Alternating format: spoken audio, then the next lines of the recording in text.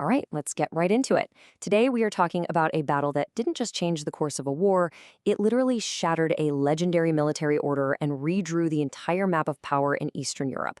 This is the incredible story of Grunwald, one of the absolute biggest and most important battles of the whole Middle Ages. So, picture this. The date is July 15th, 1410. You're on a massive, open plain in what is now Poland, and two gigantic armies are just standing there, staring each other down under a blazing hot summer sun. For one of those armies, the legendary Teutonic Order, this single day is everything. It will decide their fate, their very survival. I mean, the stakes just couldn't be any higher. So who's on the field? Well, on one side, you've got this new rising power in the region, the recently formed union between the Kingdom of Poland and the Grand Duchy of Lithuania. And on the other side, the Teutonic Order. These guys were a German crusading state of warrior monks, and they were feared all across Europe for their insane discipline, their unstoppable heavy cavalry, and just their raw, brutal efficiency. For more than 100 years, these two powers were basically on a collision course. So here's what we're going to do. First, we'll get a sense of just how massive this fight really was. Then, we're going to hit rewind and see the century of rivalry that led up to it. We'll follow the armies on their march to war, and then break down the chaos of the battle itself, moment by moment. And finally, we'll explore the wild aftermath that created a whole new European order and the powerful legacy this single day has left behind for over 600 years. Okay, so first things first, let's talk about the sheer scale of this thing. This was not just some medieval skirmish, you know? The Battle of Grunwald was a truly monumental event, one of the biggest battles the continent had ever seen. Now, medieval numbers, they're always a bit fuzzy, right? But historians figure there were as many as 66,000 soldiers all gathered on this one field. To give you some perspective, that's more people than lived in the entire city of London at the time. You had the Polish-Lithuanian force, maybe as big as 39,000, facing off against a Teutonic army of around 27,000. It was just an unbelievable concentration of military might for the 15th century. And the results? Oh, it was absolutely earth-shattering. The battle was a decisive, almost complete victory for the Polish-Lithuanian Union. It permanently smashed the military and economic power of the Teutonic Order and basically announced to the world that there was a new top dog in Central and Eastern Europe. So how on earth did it come to this? To really get what happened in 1410, we've got to go back, way back. This wasn't a war that came out of nowhere. It was the explosive finale to decades of tension, land disputes, and a fundamental clash over their very reason for being. So who are the Teutonic Knights? Well, they actually started out as a hospital order in the Holy Land, but they found their real purpose up in the Baltic region. A Polish duke invited them over to help convert some pagan Prussian tribes, and boy, did they do their job with ruthless efficiency.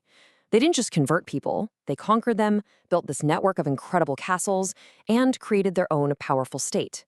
Their whole justification for endless war and expansion was simple. They were fighting for God against the last pagans in Europe. But what happens when the pagans are gone?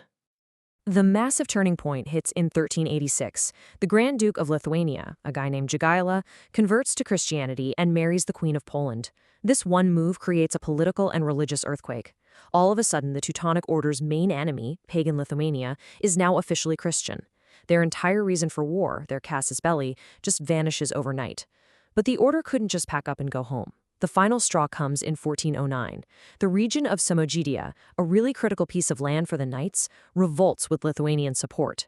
And the order's aggressive Grand Master, Ulrich von Jungien, takes this as a direct challenge and declares war. Now, a quick truce was signed, but everybody knew it was just a timeout. It was set to expire in the summer of 1410. Both sides used those months to get ready for the big one, gathering troops, making alliances. The clock was ticking towards a fight that was going to define the future of the entire region. Okay, let's look at the armies. On one side, the Allies, led by King Jagiełło and his brilliant cousin, Grand Duke Vytautas. Their army was a real melting pot. You had the elite Polish heavy knights, the super-fast Lithuanian light cavalry, and even Tatar horse archers. They definitely had the numbers. But the Teutonic Order, led by von Jungingen, had the quality. These guys were a professional fighting force, famous for their iron discipline and top-tier training. Their core strength was that elite heavy cavalry, backed up by guest crusaders from all over Europe who came looking for glory. It was a classic matchup, sheer numbers versus hardcore experience. The plan the Allies came up with was incredibly bold. Instead of launching two separate invasions, which is what the order was expecting, Jagiełło and Vytautas decided to combine their armies into one gigantic, overwhelming force. They pulled off this masterpiece of medieval logistics, secretly building a nearly 2,000-foot-long floating bridge to cross a major river, and then they just marched straight for the enemy's heart, the capital city of Marienburg. And this move completely, totally wrong-footed the Teutonic Knights. Grandmaster von Jüningen had spread his forces out thinking he'd be attacked from two directions. When he found out the truth, he had to frantically pull his main army together and just race to cut off the invaders before they could reach his capital. The stage was set for one single winner-take-all battle. And that brings us to the morning of July 15th. The two armies are drawn up on the plains between the villages of Grunwald and Tannenberg.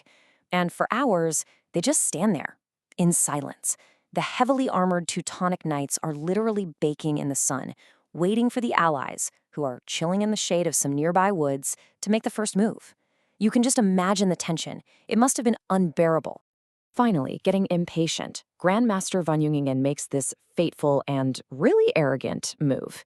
He sends two messengers to the Polish king carrying two unsheathed swords. It was a blatant taunt, right? An insult designed to get them to attack immediately. King Jagiełło took the swords and reportedly said he would use them to serve God's will in the battle. The waiting was over. Okay, so the battle kicks off. The Lithuanian light cavalry, led by Vytautas, surges forward and just smashes into the Teutonic left flank. After about an hour of really savage fighting, something unbelievable happens. The Lithuanians suddenly break and start to fall back. Now, to the Teutonic Knights, this looks like they're running away. So breaking their famous discipline, they charge after them in a disorganized mess. This right here is the crucial moment, and historians still argue about it today. Was it a real retreat, or was it a brilliant feigned retreat, a classic tactic they learned from their Tatar allies? While the Knights are distracted, the main Polish heavy cavalry slams into the Teutonic center. The fighting just becomes this brutal, grinding meat grinder.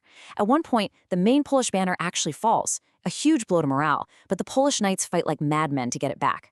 Seeing the Polish lines starting to bend, Grandmaster von Jüningen decides to risk it all. He personally leads his last 16 banners of elite reserve knights in a massive do-or-die charge, aiming straight for the Polish right flank to try and kill King Jagiełło himself.